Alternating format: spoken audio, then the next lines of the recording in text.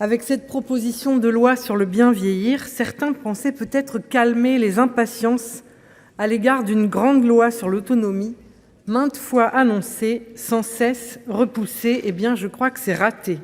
Elle comporte bien quelques éléments pratiques qui ont été rappelés par nos rapporteurs, mais qui ont à juste titre rappelé aussi que ça ressemblait plus à un catalogue de mesures sans ambition. Et je salue d'ailleurs le travail qui a été fait pour redonner un peu de colonne vertébrale et recentrer ce texte sur d'ailleurs ce qui relève du domaine de la loi et rien d'autre. Mais on est là effectivement bien loin de l'ambition que notre société doit porter en matière d'autonomie.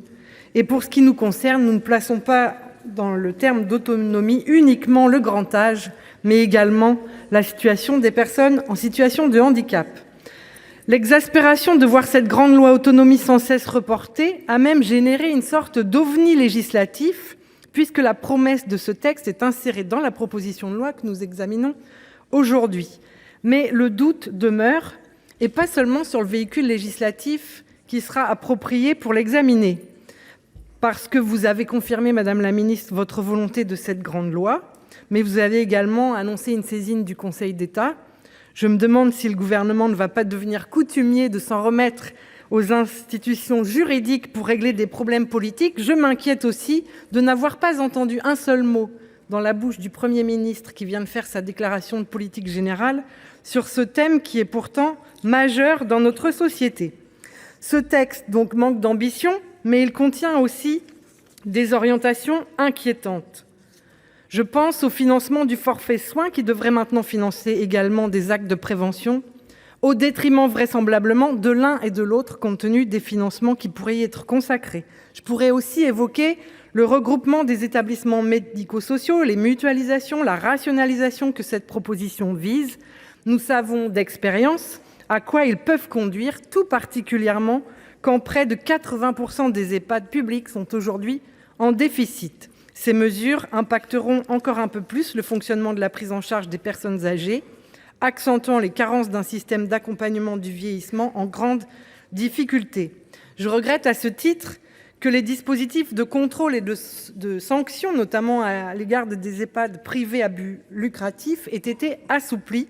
Les scandales que nous avons connus dans ce secteur méritent pourtant qu'on mette fin à un certain nombre de pratiques. Cette proposition manque donc cruellement de fond et de moyens et de véritable volonté politique. Ce travail de fond doit à nos yeux prendre en compte les évolutions de notre société comme les besoins nouveaux des personnes qui vieillissent, comme celles, je le redis, qui sont en situation de handicap, sur lesquelles cette proposition de loi fait d'ailleurs totalement l'impasse.